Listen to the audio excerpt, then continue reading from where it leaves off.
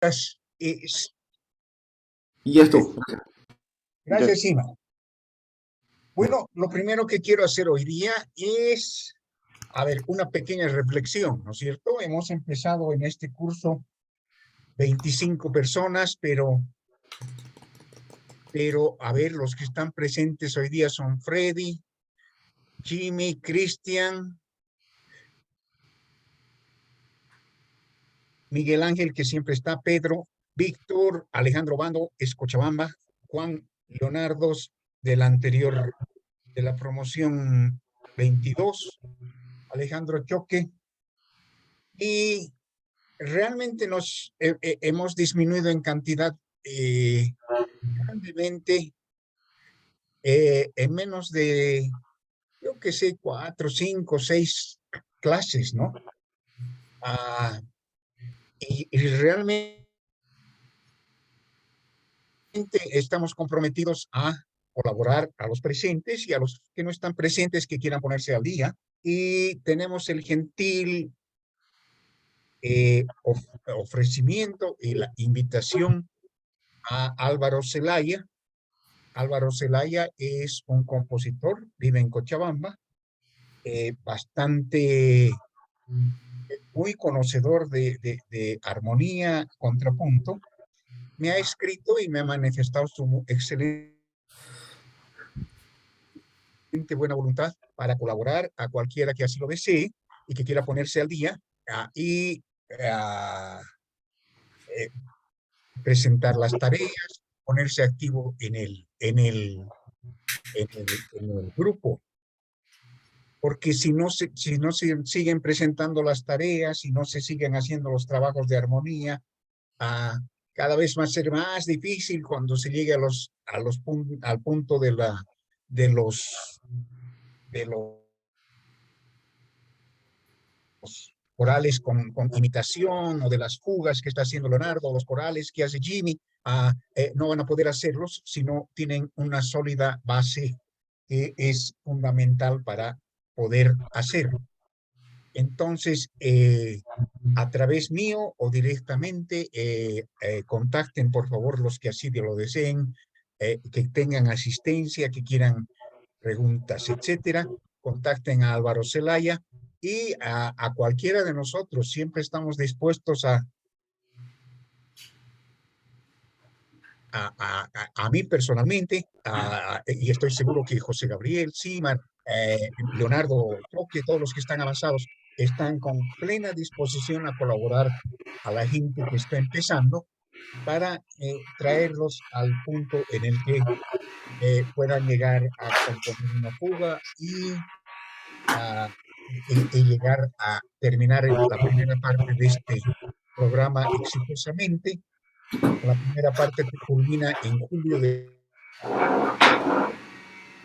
2023, donde se supone que van a tener un conocimiento muy interesante de lo que es la armonía a cuatro voces, la fuga, el contrapunto y el manejo y van a empezar a hacer pues, de composición con canciones y melodías, armonizando melodías. Entonces, es nuestro deseo de que la mayor cantidad de gente que tenía el interés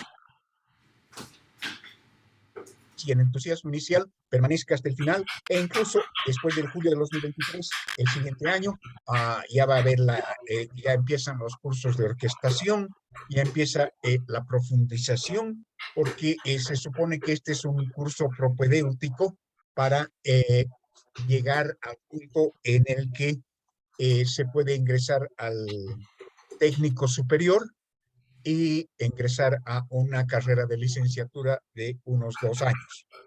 Y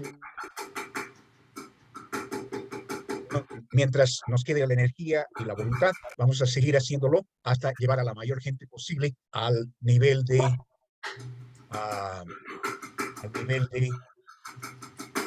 un compositor con el conocimiento, el nivel técnico, las habilidades necesarias, requeridas de cualquier buen conservatorio a nivel licenciatura.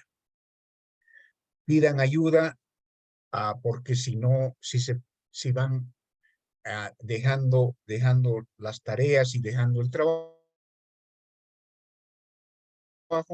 de pronto un día va a ser demasiada grande la brecha y ya no van a tener, va a ser muy difícil tener la voluntad de recuperar. Esa es la primera reflexión. Contáctenos. Muchas gracias, Álvaro, por sumarte al grupo de estudio con el maestro Landia y particularmente por brindar tu conocimiento y tu servicio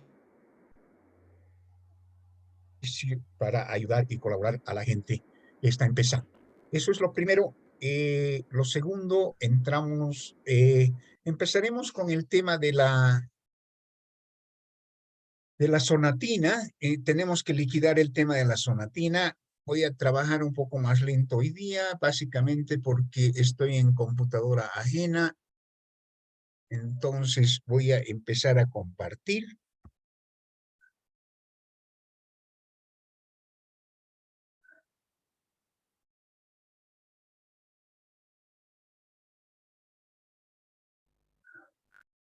Y ahora estamos acá.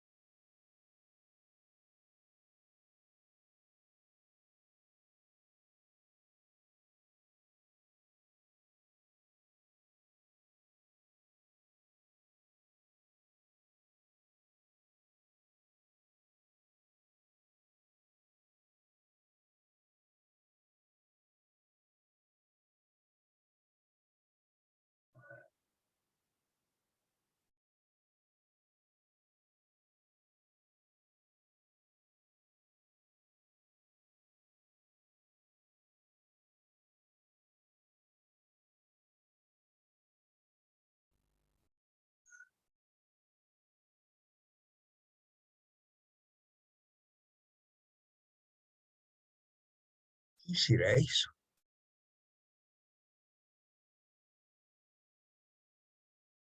Veremos qué es.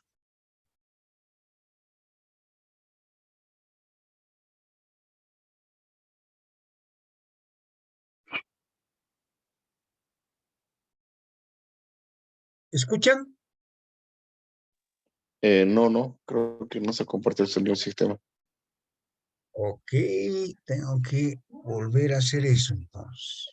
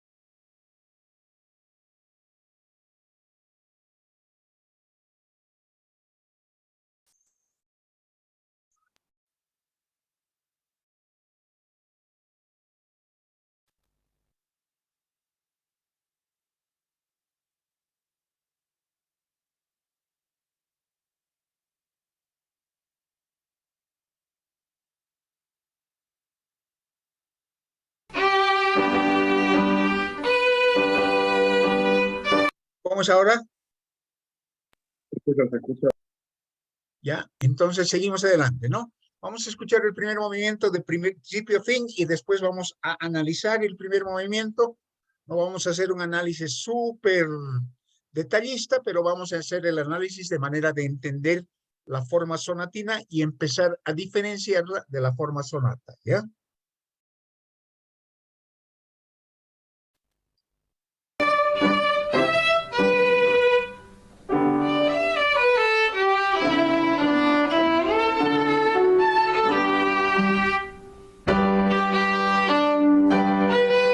Es una versión tan mala que me da vergüenza. Entonces vamos a tratar de mejorarla, ¿ya?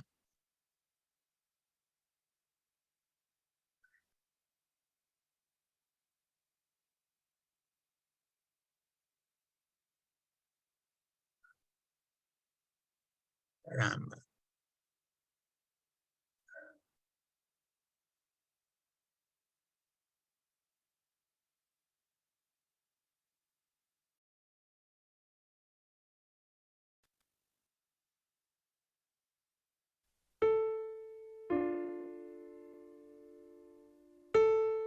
Ah, pero esta es solamente la parte de piano.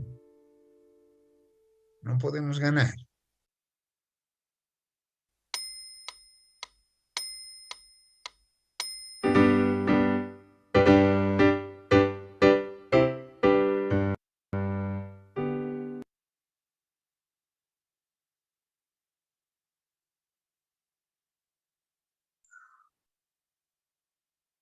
Ya, volvamos a nuestra mala versión.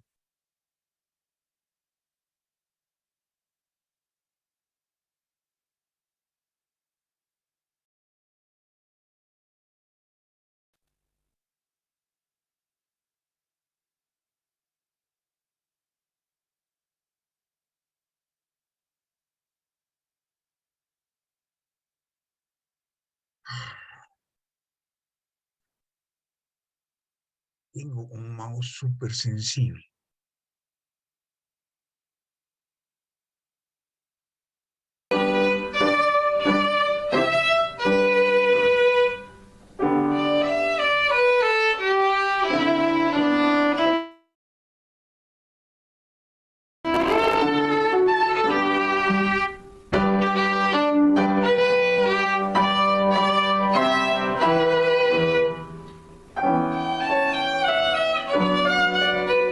¡Wow!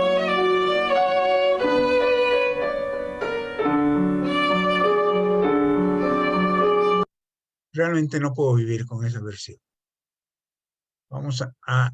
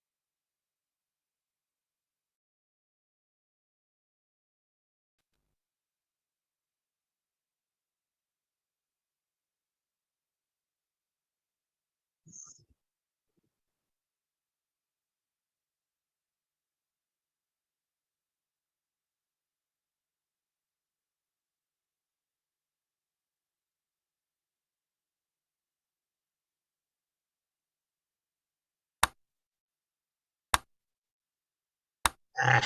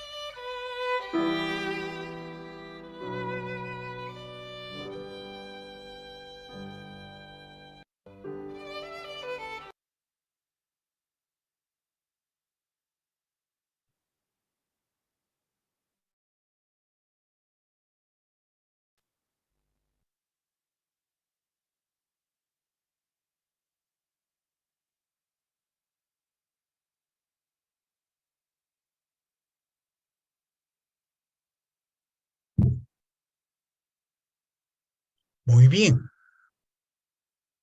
Entonces, ahora vamos a escuchar solamente, vamos a recordar la sonatina se define como una sonata. Empezaremos por la definición de sonata. La sonata es exposición, desarrollo y recapitulación. La exposición es tema A y tema B. El desarrollo es relativamente libre y la recapitulación es tema A y tema B. Nuevamente, habíamos dicho que la sonata es en términos grandes, es una gran forma A de A, ¿no es cierto? Exposición, desarrollo y recapitulación. Ahora, la diferencia entre sonata y sonatina es que la sonata tiene un gran despliegue de creatividad y de técnica en el desarrollo. En cambio, la sonatina se limita bastante en el desarrollo, con lo que resulta una forma más corta duración. Y la siguiente característica es que es de relativamente fácil acceso técnico al instrumentista. Eso no siempre es cierto, pero los teóricos definen que la sonatina tiene una forma donde el desarrollo es relativamente reducido y donde a, el acceso a la dificultad técnica es relativamente fácil para el instrumentista. Entonces,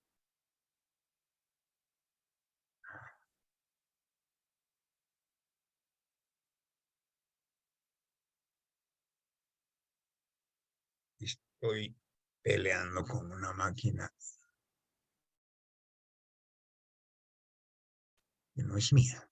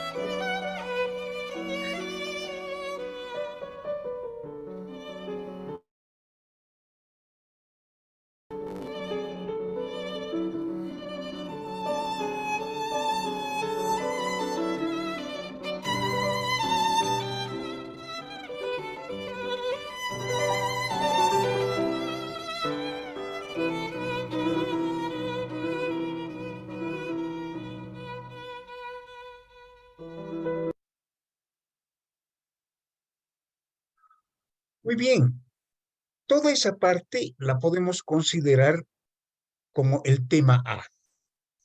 No necesariamente el tema A, porque hay un puente modulatorio, como se han de ver, pero para poder diferenciar A de B, tienen que identificar el centro tonal. Eso es lo primero que tienen que hacer. La sonatina está en sol mayor y el primer tema está expuesto siempre en la tonalidad de la obra, y el primer tema está expuesto en sol mayor. Y va a terminar el primer tema A cuando hay un evidente proceso modulatorio que ocurre en donde hemos parado, porque el siguiente tema va a estar expuesto en mi menor, entonces vamos a considerar que el tema B está a partir cuando se consolida la modulación. Entonces, primero voy a tratar, no puedo, se podrá utilizar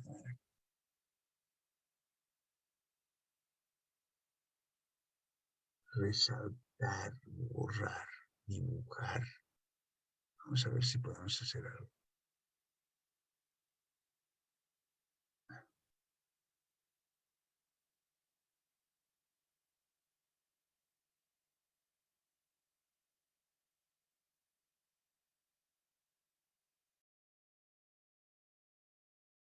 Entonces, el tema A, ¿cómo escribo? ¿Alguien sabe?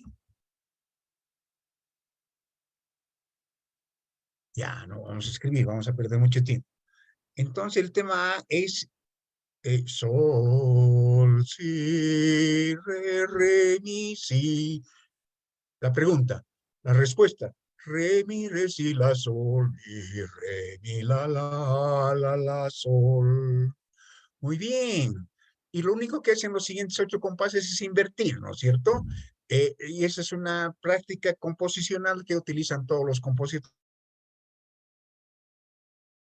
todo el tiempo. El piano recibe el tema original del violín. Sol, si, mi, si. Y vuelve al violín. Sol, la, sol, fa, mi, re, fa, ra, mam, pam, param, pam, pam. Ok, hasta aquí está expuesto el tema. Antecedente, consecuente, antecedente otra vez, consecuente con una rigurosidad matemática de 4 compases, o de como 4 compases, 8 compases, como, etcétera, etcétera, lo que ustedes ya saben. Y lo que van a ir viendo durante todo el curso con el maestro Orlando y lo van a ir aprendiendo. Y empieza un tema libre, que siempre es el que más confusión nos trae cuando estamos tratando de hacer análisis y cuando vamos a hacer análisis de una sinfonía o de un primer movimiento de sinfonía o de obras más complejas. Estos son los pasajes que tienen el propósito modulatorio y tienen material que es parecido, pero no es propio del tema A ni del tema B. Y desde este compás hasta este compás hay un proceso modulatorio para ingresar al tema B que ingresamos en la segunda página y que suena así.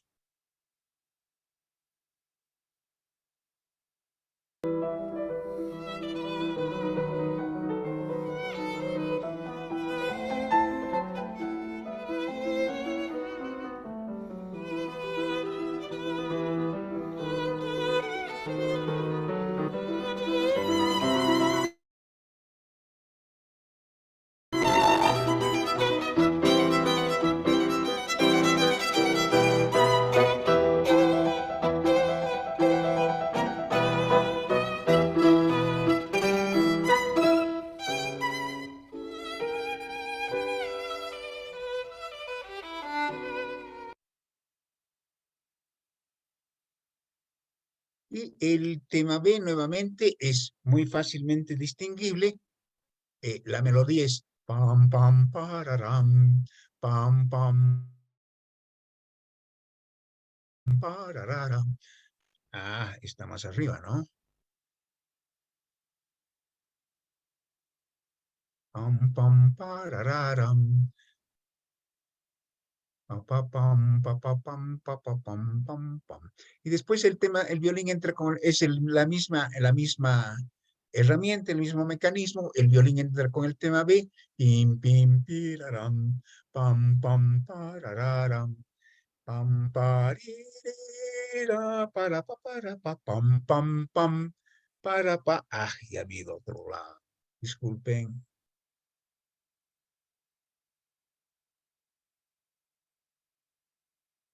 Para. Y a partir de este compás, ha quedado tengo idea.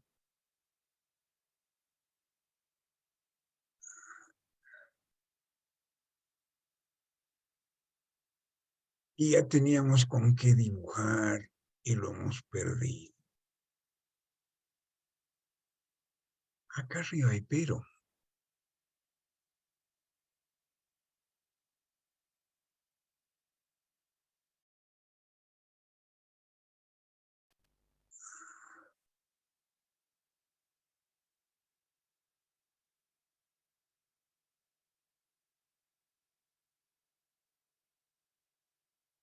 ¿Y si me sirve?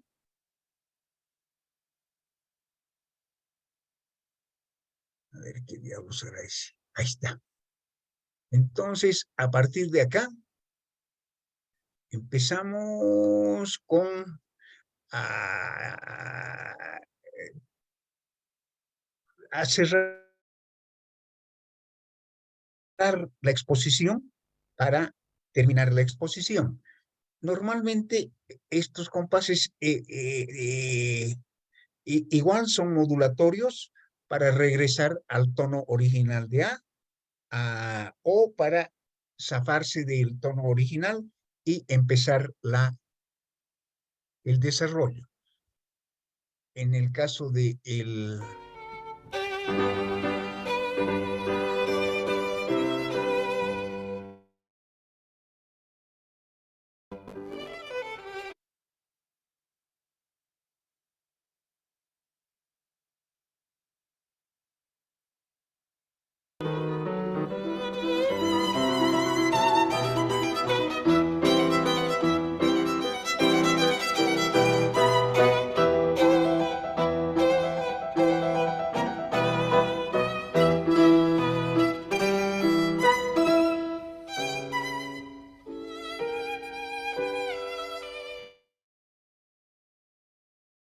Ya, y aquí empieza la repetición de la exposición que normalmente se hace en la forma sonata y vamos a irnos.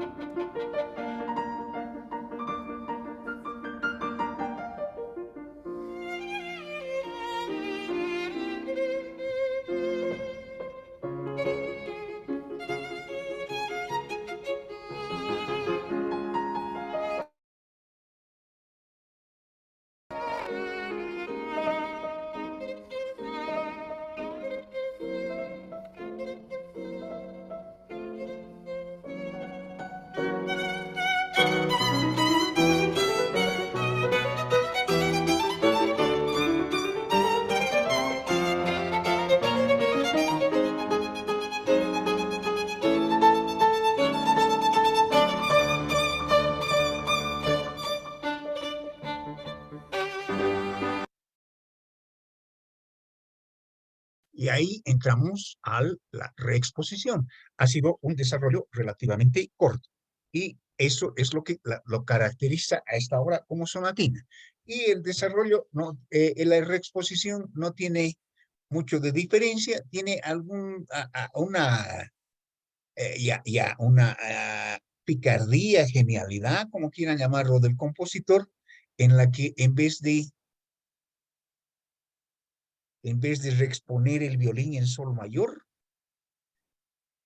reexpone en sol menor, lo cual le da mucha originalidad, le da un toque de expresividad a la obra, ¿no? Y después viene una pequeña codeta al final y se cierra la obra. Entonces, acá termina nuestro análisis de la sonatina y vamos a suponer que con esto hemos pasado el capítulo de la sonatina y esta semana vamos a entrar a la sonata. Les voy a exponer para que ustedes me sigan lo que estamos haciendo. Estamos aprendiendo las grandes formas. Hemos empezado con tema con variaciones, hemos seguido con rondó sonata y ahora estamos abocados a la sonata. Esta semana vamos a aprender la sonata. Cuando analizamos una sinfonía, y el propósito es llegar a analizar, el primer movimiento de la sinfonía normalmente es una forma sonata. El último movimiento de la sinfonía normalmente es un rondó sonata. El segundo y tercer movimiento, el segundo movimiento es un movimiento lento que puede ser una forma muy simple ABA, o puede ser una forma de tema con variaciones. Eso también se utiliza mucho. Y hay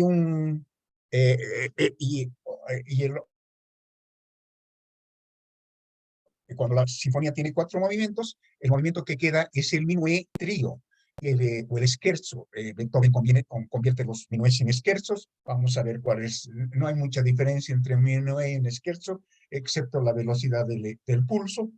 Y vamos a tener el marco completo de la forma sinfonía, y vamos a entrar a analizar, ver la forma sinfonía. Este es un curso propedéutico, entonces no estamos entrando a los grandes análisis armónicos de cada compás, ni modulatorios, ni nada. Estamos teniendo un grande concepto de las grandes formas musicales que existen, y con eso vamos a poner a la sinfonía a un lado, y vamos a ocuparnos de otras formas musicales, las corales, como la misa, el motete, el oratorio, etcétera, y así vamos a ir teniendo un panorama global. Si continúan estos cursos hasta el grado de licenciatura, el asunto se vuelve más fregado, porque van a tener que no solamente tener un concepto general como lo que se les está dando ahora, sino que vamos a tener que profundizar y tener que hacer análisis mucho más rigurosos, de forma incluyendo procesos armónicos, modulatorios y todo lo demás. Y eso, con la ayuda de todo lo que están aprendiendo con el maestro Alandia, va a ser posible después de julio del 2023 para los que queden en carrera. Formas musicales, despachamos, ponemos a un lado y volvemos a nuestro curso de historia. Vamos a repasar muy brevemente dónde estamos en nuestro curso de historia. Hemos hecho un análisis desde Abraham. Hemos llegado a los griegos, Sócrates, Platón, Aristóteles, Parménides. No se olviden de ese nombre, porque Parménides es el que concibió la primera teoría, el primer concepto de Dios desde el punto de vista filosófico. En cambio, el judaísmo ha concebido el primer concepto de Dios desde el punto de vista teológico de la fe. Y a través de Roma y el Imperio Romano, entonces se fusionaron estos conceptos y surgió el Dios judeocristiano, que hace a la civilización occidental. Hemos revisado todo eso en detalle y hemos empezado con el análisis del pensamiento judeocristiano de San Agustín y de Santo Tomás de Aquino, que son los dos grandes pilares de la Edad Media y del judeocristianismo. Hemos terminado, estamos hacia el año 1300, 1400 en este momento, y estamos empezando con el Renacimiento, que es el principio de la Edad Moderna, y es el final de la Edad Media. La Edad Media se la conoce como la Edad Oscura, el oscurantismo, porque básicamente el conocimiento estaba limitado a los monjes que vivían en claustro, porque la transmisión del conocimiento era muy difícil, porque los libros tenían que escribirse a mano, y los monjes en claustro se dedicaban a escribir libros, y no eran de gran difusión porque eran tremendamente costosos. La Edad Moderna, el Renacimiento, no estoy hablando del Renacimiento. La Edad Moderna surge hacia el año 1400, hemos dicho, con tres grandes hechos. Uno es el descubrimiento de América. El otro gran acontecimiento fue la Reforma Luterana, y el otro gran acontecimiento fue el descubrimiento de América. Pero con, el, con la imprenta, perdón, la invención de la imprenta, el conocimiento se democratiza y llega a mayor gente y termina la Edad Oscura y la gente empieza a ver mucha más gente letrada, mucha más gente estudiosa, lo cual ocasiona la gran característica de la Edad Moderna, que es el nacimiento de la filosofía fundamentada en la razón, fundamentada en la verdad estadística. Habíamos establecido tres verdades: una verdad, la verdad teológica, la verdad judeocristiana; la otra verdad, la verdad filosófica, la verdad de Parménides de Lea, de Sócrates, de Platón, Aristóteles, etcétera. Y aquí surge la tercera verdad, la verdad estadística. Y surge la ciencia y surge el respeto a la razón, o el pensamiento fundamentado en la razón. Hemos puesto a Francis Bacon como Francis Bacon. Acuérdense de nombres, les estoy dando nombres muy claves en la historia, no les estoy llenando de un montón de información para que el que quiera puede investigar todo lo que quiera en su tiempo libre, y especialmente ahora, ¿no?, que hay YouTube y Wikipedia y un montón de cosas. Pero yo solamente les estoy dando grandes puntales a lo largo de la historia para que tengan una línea constructora y les permita llenar y puedan ir llenando esa línea con su propio esfuerzo, con su propia investigación, con su propia lectura sistemática. Es necesario que nadie los va a cultivar, o sea, nadie los va a volver cultos, nadie los va, en el fondo nadie les enseña. Lo que les enseña es su propia hambre de conocimiento y su propia hambre de investigación. Entonces, todo lo que es la pretensión que tengo es darles el lineamiento general, los grandes puntos de la historia, de manera de que ustedes puedan rellenarlo una vez que ya tienen una gran matriz sobre la cual construir. Entonces estamos en Francis Bacon. Acuérdense de ese nombre porque es el padre de la ciencia. No es llamado el padre de la ciencia. Hay alguien más a quien llaman padre de la ciencia, pero Francis Bacon es el gran filósofo que ha dado luz a la verdad estadística. Para entender la verdad estadística, y se los vuelvo a repetir porque entender la verdad estadística es muy importante, para entender la verdad estadística hemos dividido el concepto de fantasía, imaginación y realidad.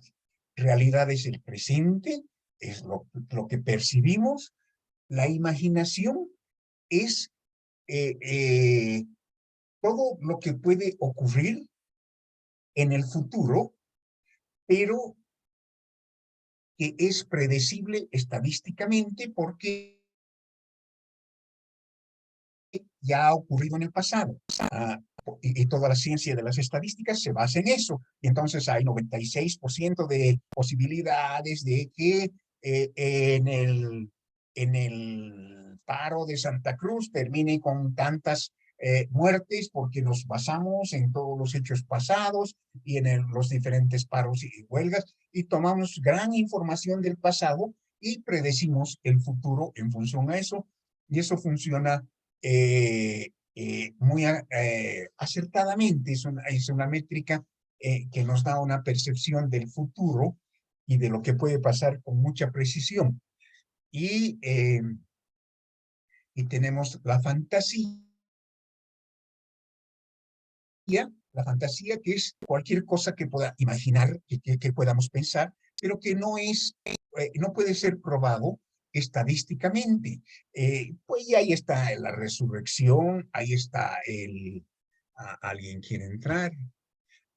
ahí está la resurrección, por eso hay la verdad de fe y hay la verdad de razón. La verdad de fe no puede ser probada estadísticamente, entonces la verdad de fe es una verdad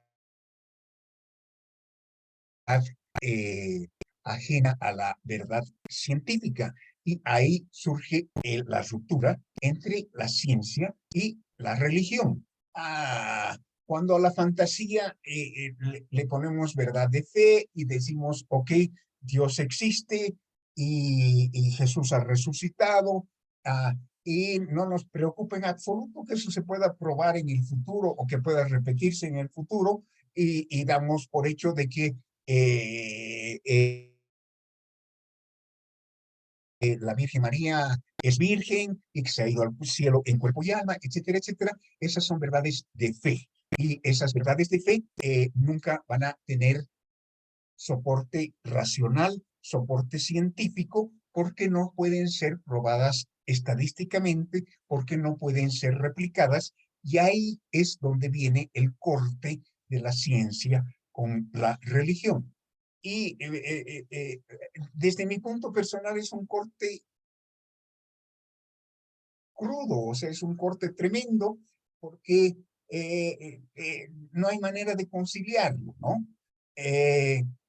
Y muchos hombres científicos muchos grandes científicos han sido hombres de fe, han sido hombres religiosos, y ellos concilian eso porque hacen una dualidad, una bipolaridad en o cómo lo manejarán, no tengo la menor idea. El, y el otro punto que tal vez es importante acotar es que no estamos hablando de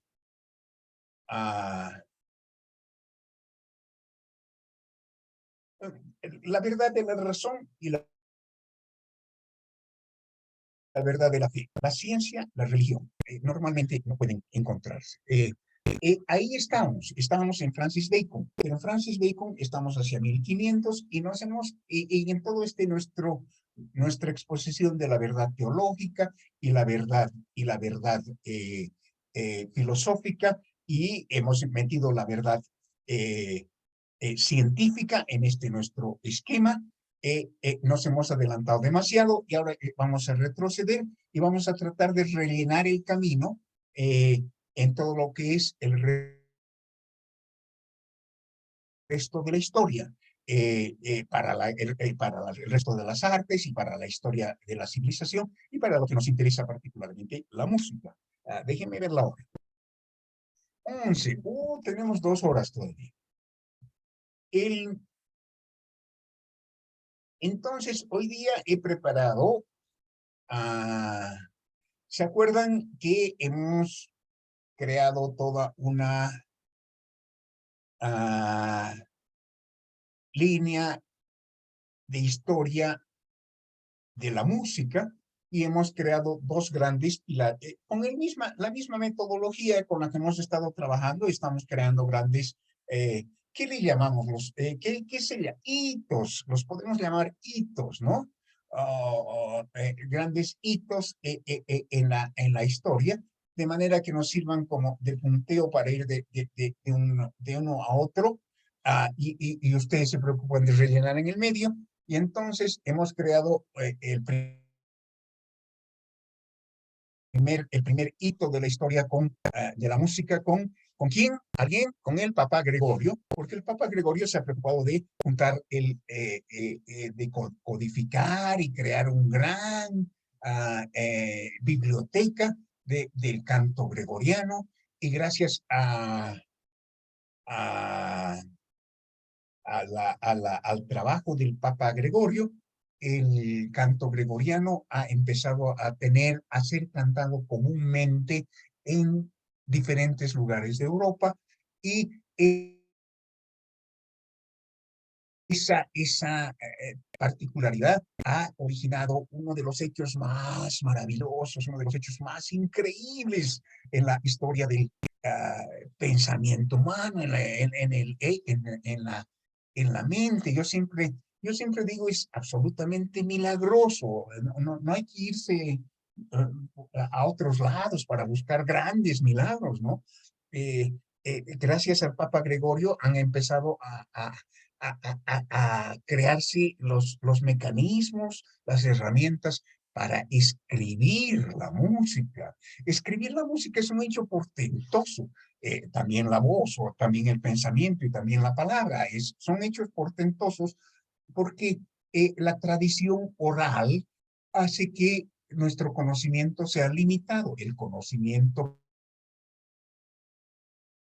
colectivo de toda la especie humana hace que la tradición oral lo hace limitado a cierto número de años y lo hace muy cambiante porque cambia de acuerdo a las particularidades de cada generación que cada generación está viviendo, cambia de acuerdo a las agresiones del medio ambiente que cada generación está sufriendo.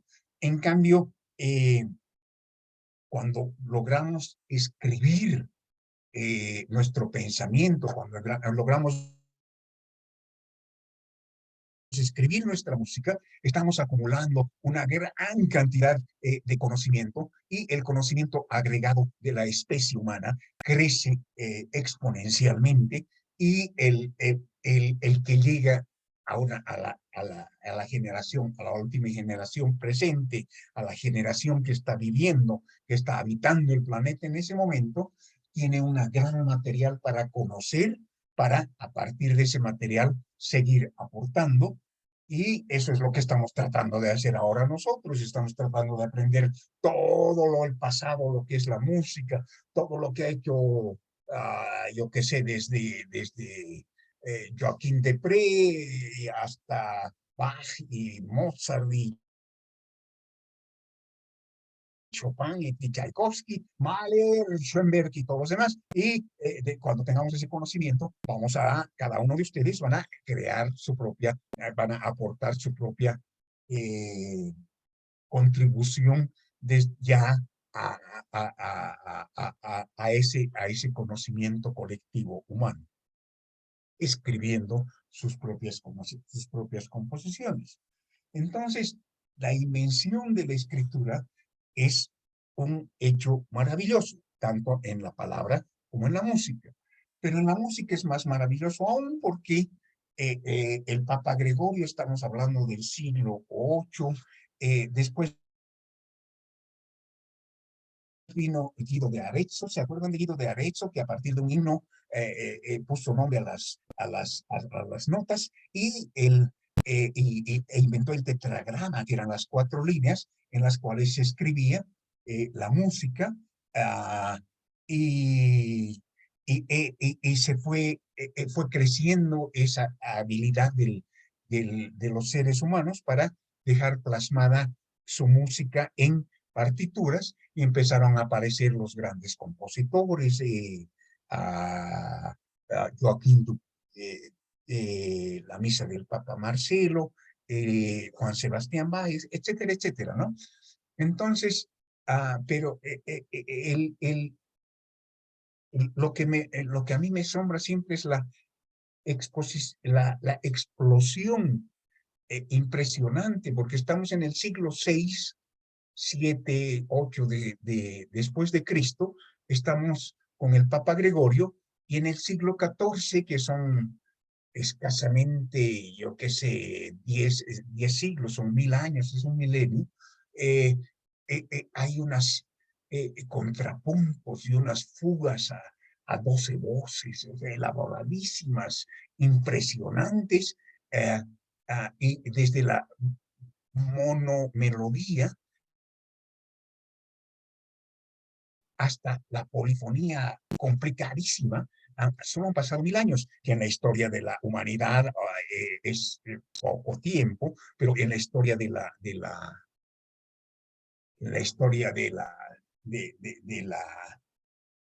vida sobre el planeta Tierra es impresionantemente poquísimo tiempo, y la música en ese rango de tiempo ha explosionado tan genialmente. Y les decía, es absolutamente maravilloso recibir una partitura de Juan Sebastián Bach, cuando abren una sonata, no sé que cada uno toca el instrumento que toca, pero abren una partitura impresa de Juan Sebastián Bach, de una sonata para violín, de una partita de la Chacona, ya hemos visto la Chacona, y te pones con tu violín y empiezas a leer la Chacona y la empiezas a estudiar 6 meses y de pronto estás trascendiendo en el tiempo y en el espacio. O sea, te estás comunicando con Bach a través de una partitura que está llena de líneas y de puntos en la página. Y estás percibiendo una música genial, estás percibiendo una mente brillante, una mente genial, una mente portentosa, te está siendo transmitida a través de estos símbolos totalmente abstractos. A mí siempre me ha maravillado eso y nunca, y siempre siento que existe algo muy misterioso detrás de eso, ¿no? Y llegar no solamente a tocar las notas, sino llegar a comprender profundamente la obra, la estructura de la obra y la espiritualidad, el mensaje musical de grandes genios musicales del pasado, que nos llegan solamente a través de la partitura. Después, cuando se inventó la grabadora y el fonógrafo y todo lo demás, la cosa se volvió más simple, ¿no? Porque nos llegan registros grabados de las obras de los compositores, lo cual enriquece nuestra capacidad de aprender del pasado, pero antes de la invención del fonógrafo, que no tengo, Tomás Alva Edison, ¿no es cierto? Tomás Alva Edison, ¿hacia qué años era? ¿Con quién? Con, con el violinista, no importa. Entonces, la escritura es una invención maravillosa. Y empezamos con el Papa Gregorio este proceso de crear la invención o inventar la escritura de la música. Y habíamos marcado a Gregorio como nuestro primer hito y habíamos mandado a Guido de Arezzo como nuestro segundo hito en ese proceso. Y vamos a seguir marcando hitos y cada vez se van a volver más cortos de tiempo entre cada uno y vamos a ir profundizando más porque se acerca más hacia lo que estamos viviendo hoy día. Ahora nos vamos a desviar del tema de la música y vamos a entrarnos a todo ese tema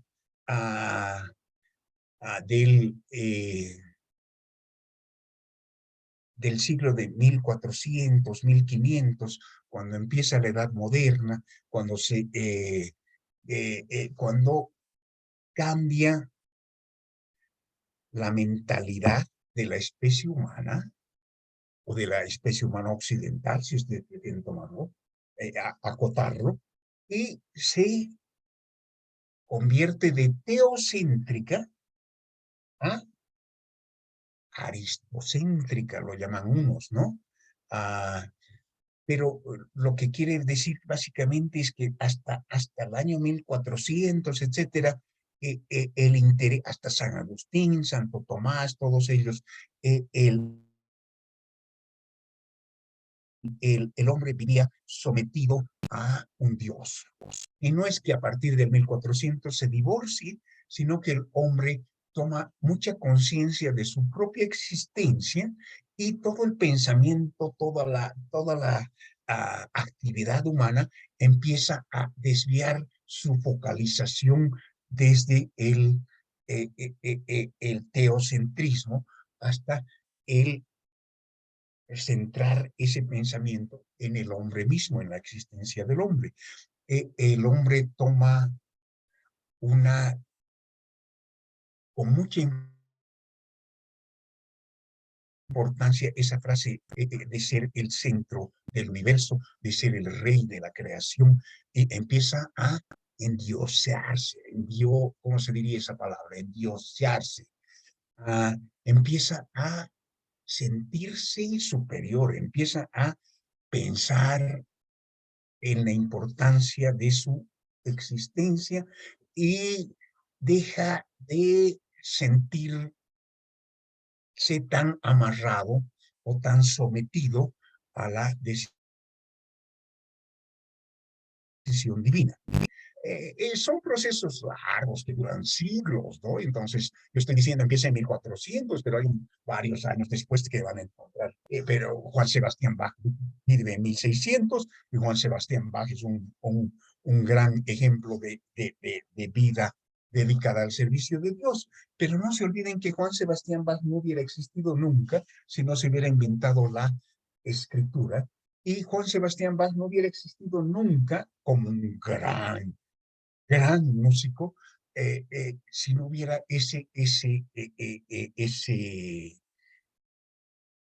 esa cultura de crear grandes personajes ejemplares que conducen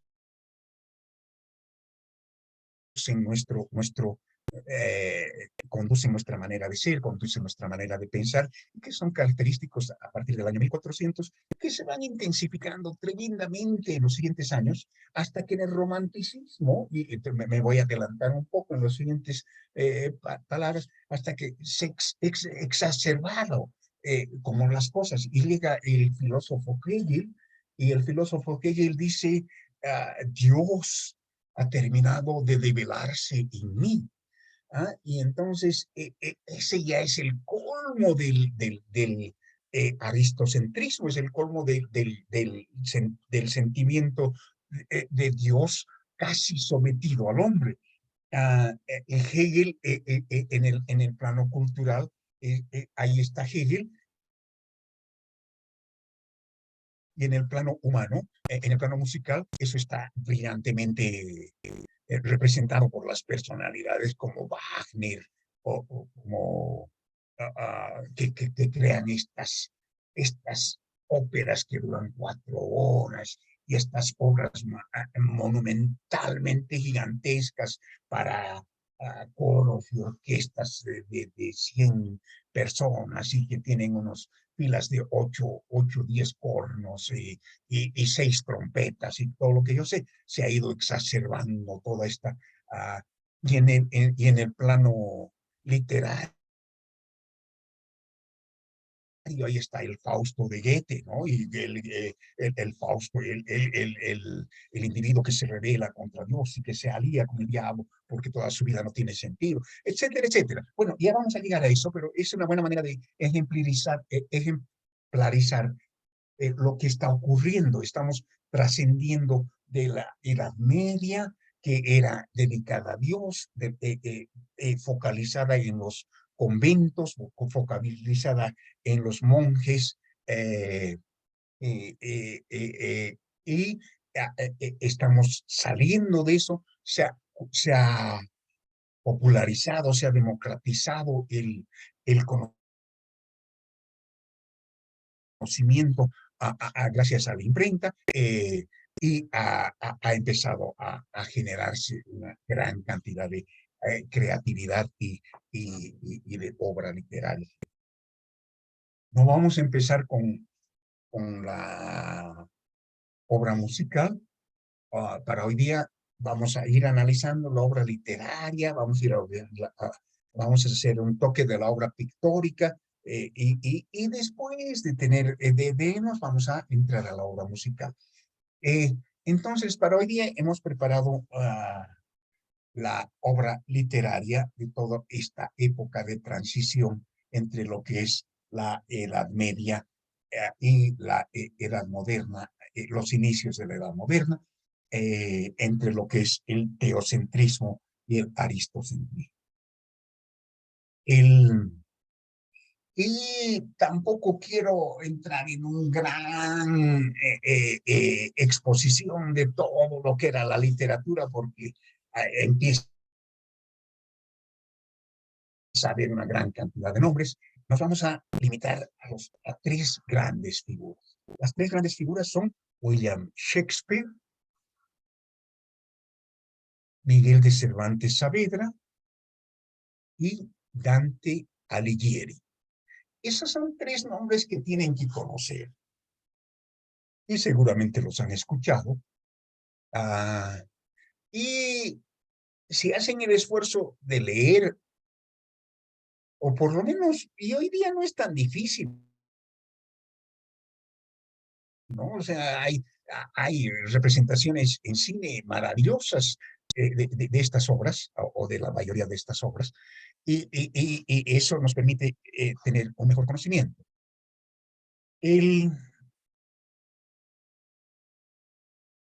Empezaremos con William Shakespeare.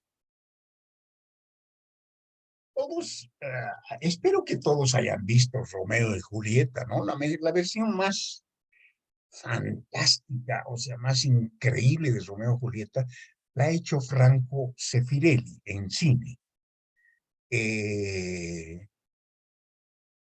Entonces, exploren, vean, si no conocen la versión de Franco Sefirelli de Romeo y Julieta, véanla porque es un gran placer, es una cosa maravillosa.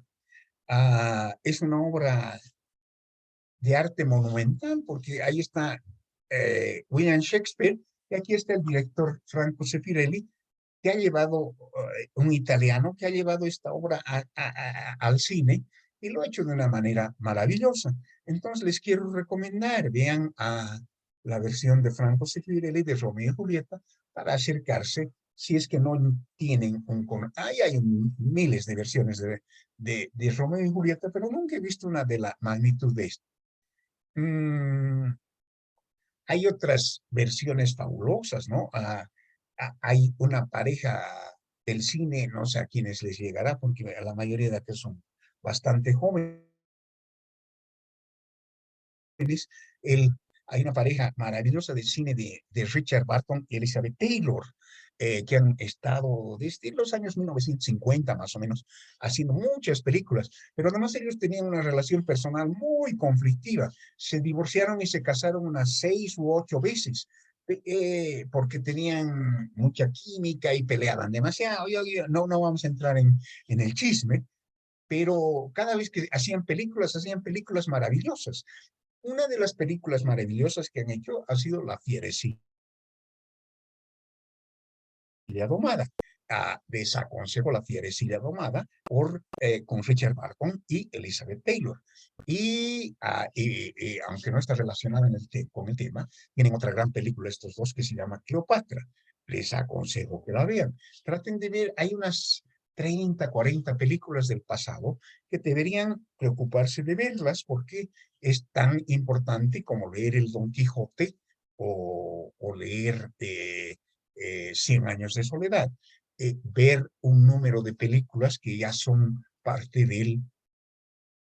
del acervo cultural de la civilización occidental.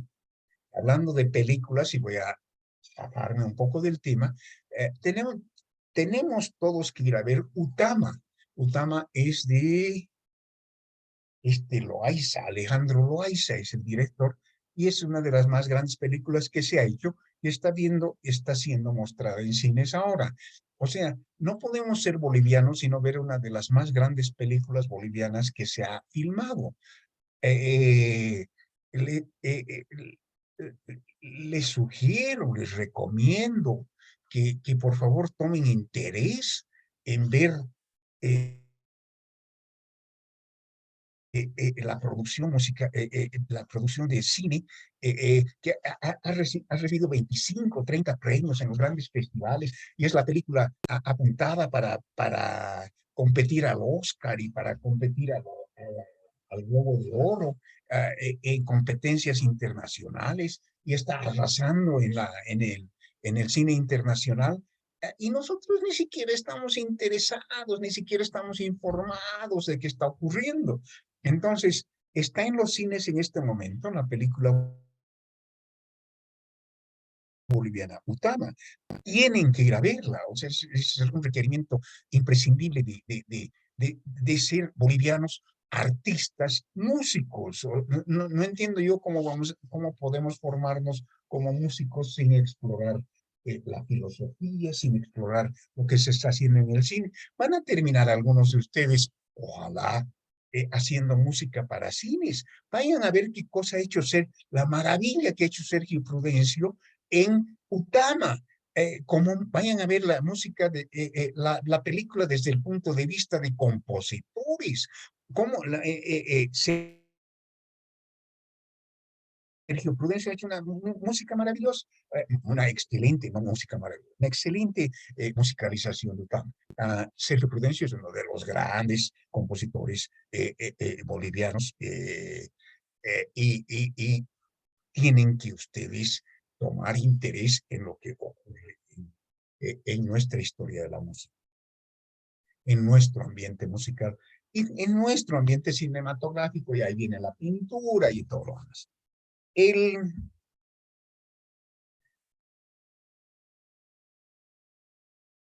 Shakespeare, me he desviado tanto que ya no sabía dónde estaba. Les voy a dar la fecha de nacimiento de Shakespeare, les voy a dar la fecha de muerte de Shakespeare, les voy a decir, ha escrito Hamlet, ha escrito Romeo y Julieta, ha escrito La fierecilla domada, y al final no, se van a quedar sin nada. Entonces quiero más bien compartir con ustedes el diálogo, que me parece un diálogo genial. Hay el diálogo de ser y no ser, ¿no? El monólogo de ser y no ser, que es propio de Hamlet. Que igual es una cosa muy interesante, pero además del diálogo de ser y no ser, hay un diálogo del mercader de... Estoy compartiendo todavía, ¿no? No, maestro. No estoy compartiendo. Gracias. Entonces vamos a compartir, vamos a entrar a YouTube y vamos a escuchar el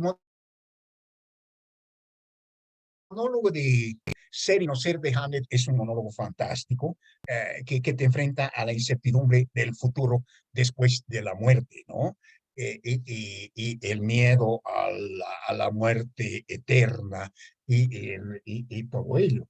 Y no sé si conocen la imagen de la calavera y de Hamlet diciendo ser o no ser. Esa es la cuestión final, pero ok, pero tan interesante como el monólogo de Hamlet es el monólogo del Mercader de Venecia. El Mercader de Venecia es una obra acerca de un judío que retrata muchas cosas del pueblo judío. Este judío era prestamista y uno de por alguna razón, no me acuerdo los detalles, ni mucho menos, entonces, y no he tenido tiempo de revisarlos, pero les voy a dar más o menos mi contexto. Pueden verla cuando quieran en YouTube, El Mercader de Venecia. Y hay una versión en cine fabulosa que le ha hecho. ¿Quién la ha hecho? ¿Quién hace el padrino? ¿Se acuerdan quién hace el padrino? No el primero, sino el tercer padrino. Hay una versión maravillosa en cine del Mercader de Venecia. Pero este judío, por razones extras, le presta plata a un gentil, y el gentil era prejuicioso de los judíos, porque por alguna razón todo el mundo siempre ha sido prejuicioso de los judíos, los han votado de acá, los han votado de allá, y etcétera, etcétera, desde Egipto hasta España y los árabes han tenido una vida muy sufrida, los rusos los han votado, de eso trata el violinista en el teatro, y han tenido toda y hasta que finalmente dice que han vuelto a la tierra prometida ahora y finalmente hay un Estado de Israel, pero es un pueblo que ha sufrido mucho prejuicio. Y entonces este tipo gentil, que era prejuicioso del judío, acude al prestamista en absoluta necesidad. Y el prestamista, que era el Mercader de Venecia, le dice, ok, vienes a prestarte de mí porque me necesitas, pero al mismo tiempo me desprecias y te voy a prestar con una condición. Si no me puedes pagar a tiempo, me vas a pagar con 1 kilo de carne que te lo vas a tener que cortar tú, de tu propio cuerpo. Algo así es el argumento. Y no les voy a contar el final. Y en algún momento surge en esta obra de teatro el diálogo que vamos a escuchar.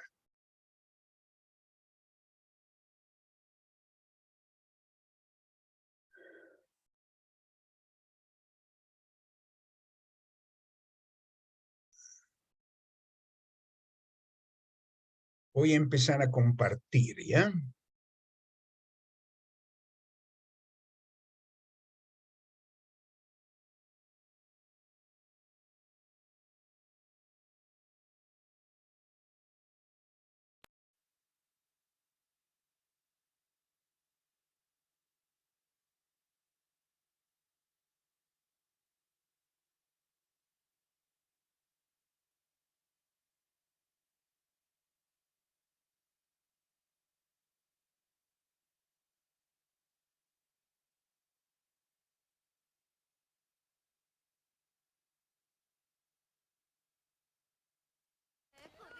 Seguro que si no cumple, tú no querrás su carne. ¿De qué te serviría? Cebo para pescar. Si no alimenta otra cosa, alimentará mi venganza. Ha infamado mi nombre y me ha hecho perder $500,000. Se ha reído de mis pérdidas y burlado de mis ganancias. Ha insultado a mi raza. Hundido mis negocios, enfriado a mis amigos e inflamado a mis enemigos. ¿Y cuál es su razón? ¡Que soy judío! ¿Pueden escuchar? ¿No tenemos ojos los judíos? ¿No tenemos Perdón, manos? maestro. ¿Órganos? Ok. ¿Dimensiones? ¿Sentidos? ¿Afectos? ¿Pasiones? Seguro que si no cumple, tú no querrás su carne. ¿De qué te serviría? Cebo para pescar. Si no alimenta otra cosa, alimentará mi venganza. Ha infamado mi nombre y me ha hecho perder $500,000. Se ha reído de mis pérdidas y burlado de mis ganancias. Ha insultado a mi raza. Hundido mis negocios, enfriado a mis amigos e inflamado a mis enemigos. ¿Y cuál es su razón? ¡Que soy judío! ¿No tenemos ojos los judíos? ¿No tenemos manos? ¿Órganos? ¿Dimensiones? ¿Sentidos? ¿Afectos? ¿Pasiones? ¿No comemos lo mismo? ¿No nos hieren las mismas armas? ¿No sufrimos las mismas dolencias y nos curan los mismos remedios? ¿No sufrimos en invierno y en verano el mismo frío y el mismo calor que los cristianos? ¿Y si nos pincháis, no sangramos? ¿Si nos hacéis cosquillas, no reímos? ¿Si nos envenenáis, no perecemos? ¿Y si nos ofendéis, no vamos a vengarnos? Si en todo lo demás somos iguales, también en eso lo seremos.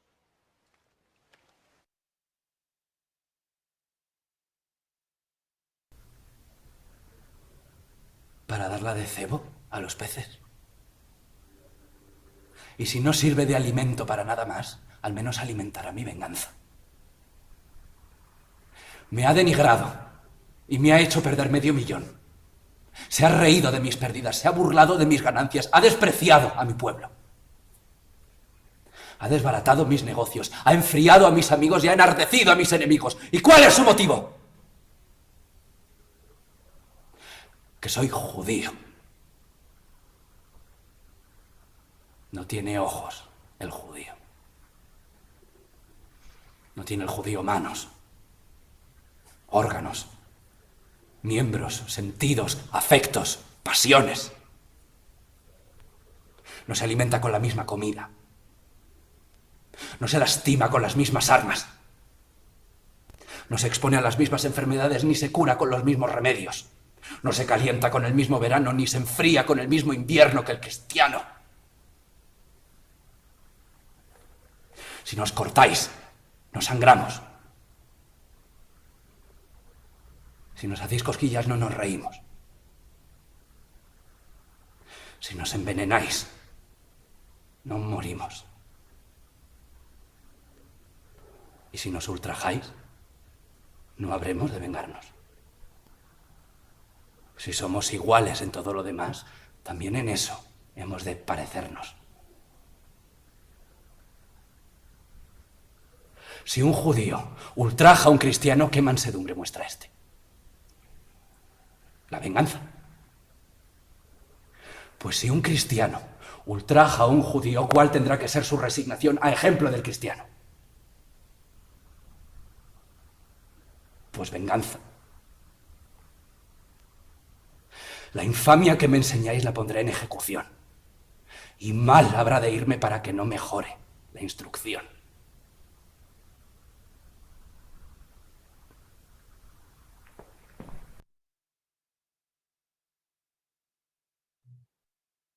Ahora, ¿dónde estoy? Es Psylocke. ¿Qué hay entre los mercaderes? Sabíais.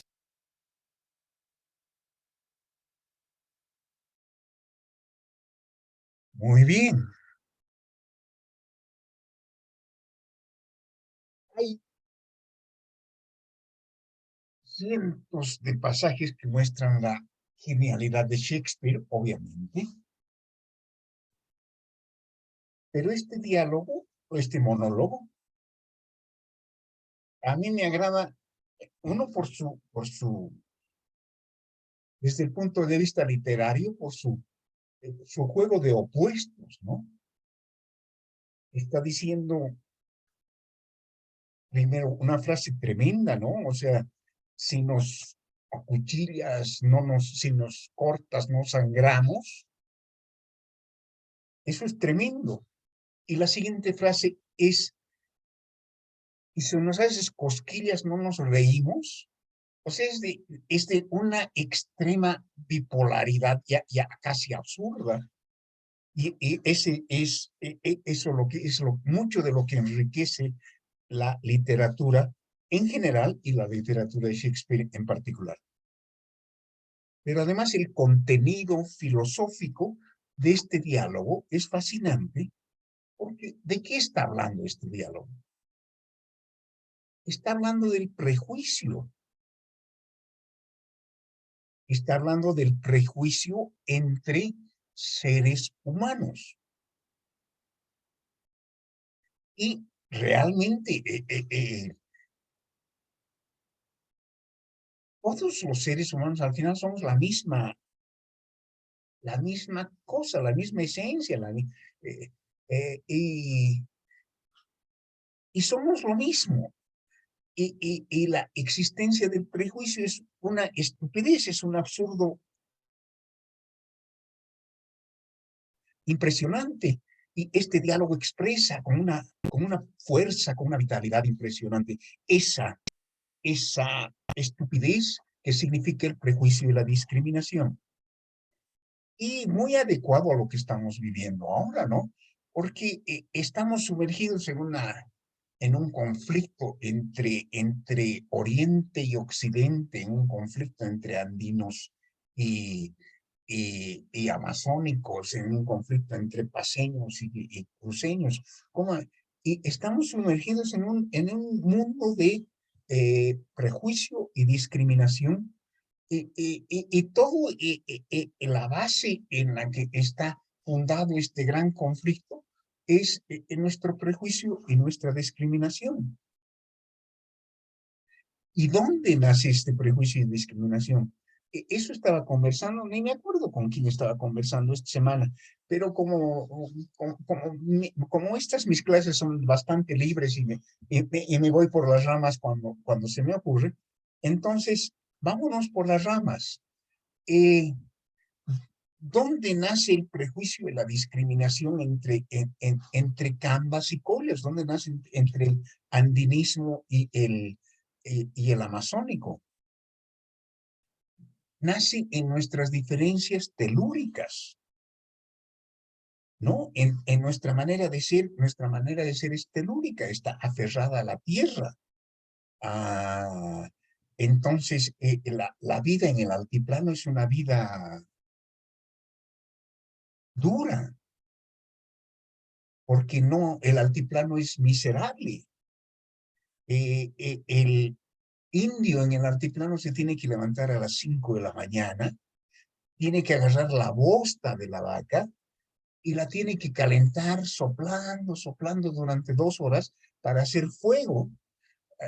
Estamos hablando de cosas primarias, ¿no? O sea, ahora debe haber gas en el altiplano, pero estamos hablando de la primariedad de la existencia. Y entonces, para tener ese fuego, tiene que calentar la bosta de la llama y una vez que tiene el fuego, puede más o menos cocinar su comida y calentar su hogar. Su hogar no tiene ventanas porque el frío del altiplano no puede, entraría a su casa, entonces es cerrada de adobe con una puerta y una ventanita muy pequeña que normalmente está cubierto, entonces vive en oscuridad. Y cuando sale fuera del altiplano, lo único que ve es una inmensa planicie y al final de la planicie están los cerros, las montañas, o sea, que a cualquier ser humano o a cualquier ser animal viviente, lo van a obligar a doblar la cabeza y mirar hacia abajo. Totalmente diferente del que vive en el puerto, ¿no? Que cuando mira al mar, mira la esperanza, porque el mar se junta con el cielo y no sabe dónde termina el mar y dónde empieza el universo. ¿Ah? Y los hombres somos telúricos. La tierra es lo que nos hace, más allá de que nos haya hecho Dios, o seamos un proceso de evolución, pero más allá de eso, somos telúricos, nos hace el lugar donde nacemos, nos hace el lugar en el que crecemos, y eso nos hace tremendamente diferentes. Vuelvo a repetir el ejemplo. El que nace en el puerto, en la playa, o sea, tiene una ligereza de carácter fascinante, porque está en contacto con la infinitud del mar, que se junta con la infinitud del espacio y del celeste del cielo, y más o menos dispara al universo. Y el que nace en el altiplano, nada. O sea, tiene que vivir encerrado y tiene que hacer cocinar su bosta y tiene que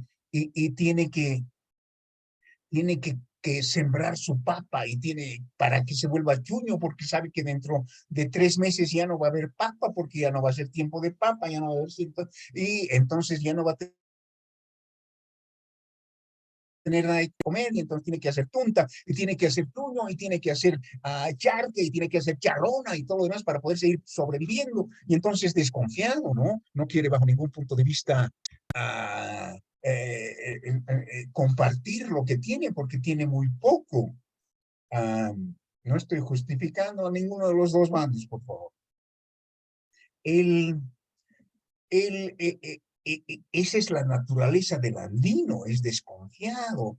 La tierra lo hace así. Y si vas al lado del Amazonas, el amazónico es pródigo.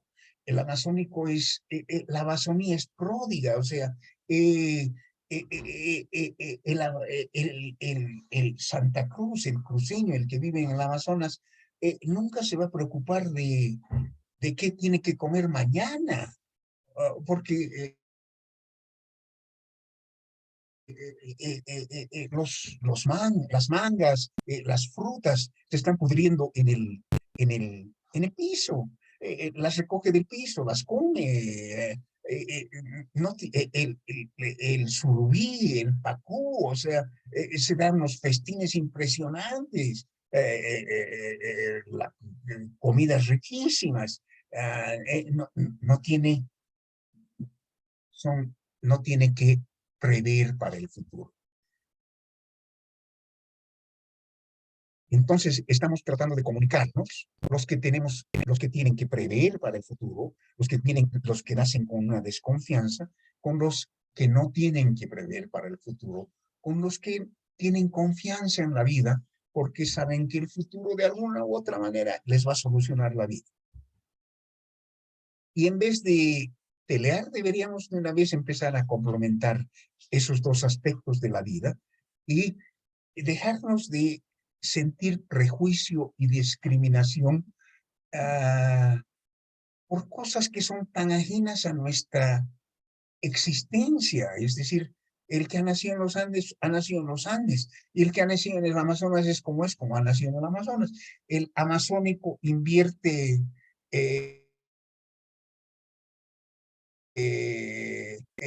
dinero con una facilidad y no tiene necesidad de ahorrar dinero porque no, porque tiene, pues porque así lo ha formado la madre tierra. En cambio, el andino está ahorrando cada peso que llega. En economía hay una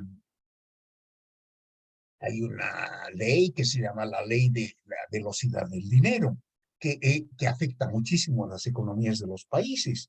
La economía de Oriente es totalmente diferente a la economía de Occidente. Eso tenemos que empezar a entender. En Oriente, 10 bolivianos valen 1000 bolivianos porque, en un mes, porque ese mismo 10 bolivianos ha dado vueltas 1000 veces. No hay la misma cantidad de dinero en Oriente o en Occidente debido a la velocidad del dinero. En Occidente, esos 10 bolivianos, el colla, el paceño, el orureño, el potosino, se lo van a guardar en su bolsillo 15 días. Porque sí, porque así han nacido, porque es parte de su personalidad, es parte de su carácter. En cambio, el cama, el cruceño, el veniano, ese mismo 10 bolivianos, o al día siguiente van a dar, ¿y por qué van a tener otro? Es toda una cultura, dos pensamientos, dos existencias, dos maneras de haberse forjado a través de la tierra totalmente diferentes, los bolivianos, que estamos tratando de encontrarnos y no podemos hacerlo porque, y una de las razones es porque no conocemos las causas, ¿no? Y las causas son mucho más allá de nuestro paseñismo o cruceñismo. Y entenderlas y culturizarnos nos ayudaría mucho a formar un individuo boliviano que acepta las diferencias sin prejuicios y sin discriminación. Bueno, hemos aprovechado del Mercader de Venecia para volvernos acá medio, para dar un discurso medio, no sé si político o religioso. William Shakespeare. Veremos qué hora es. 11:50, ya van a ser las 12, ya tengo que irme porque tengo que ir a almorzar. Entonces, vamos a cerrar con William Shakespeare, vamos a dejar para la próxima a Miguel de Cervantes Saavedra y a la Divina Comedia, a Dante Alighieri. Y para terminar, vamos a hacer un resumen de unos 5 minutitos de todo lo que estamos haciendo para no estar perdidos. En el tema musical de formas, hemos terminado con la sonatina y vamos a empezar con la sonata. Y la sonata es una cosa que empieza con mucha formalidad, pero que en la historia de la música empieza a desarrollar hasta límites insospechados. Entonces vamos a cuidarnos de... les voy a enviar el material que tienen que estudiar. Espero que lo hagan, pero al final ni me interesa si lo hacen o no lo hacen.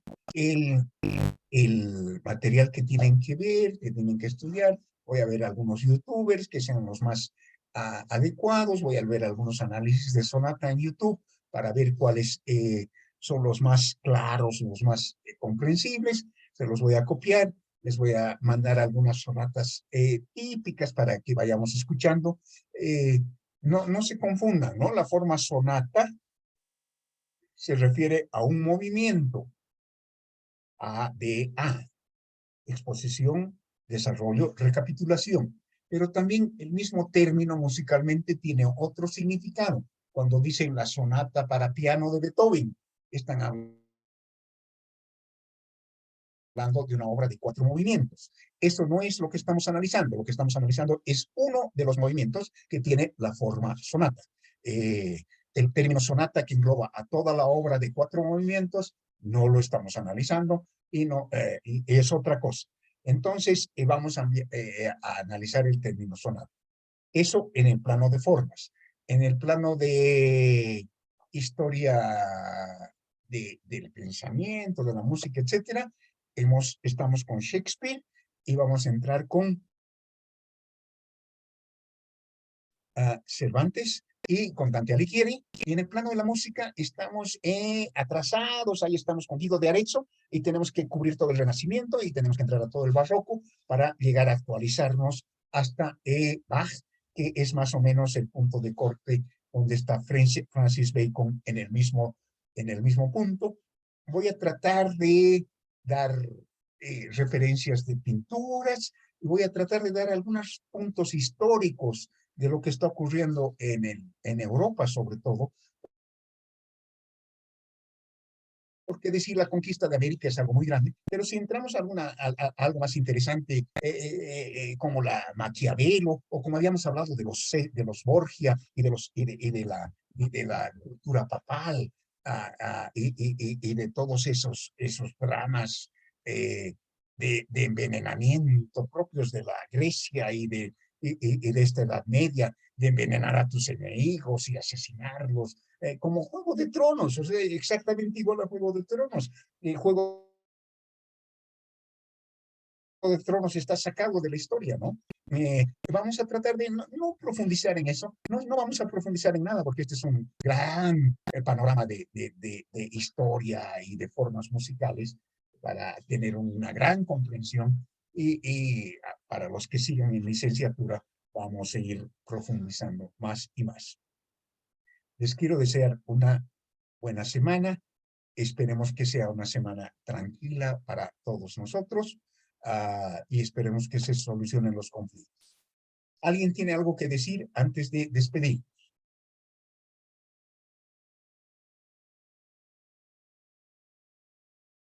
Muy bien, que tengan una buena semana. Hablamos. Chao, chao. Chao. Gracias, maestro. Chao, chao. Permiso, maestro, Gracias, gracias. maestro. Hasta luego, gracias. Gracias. Hasta luego.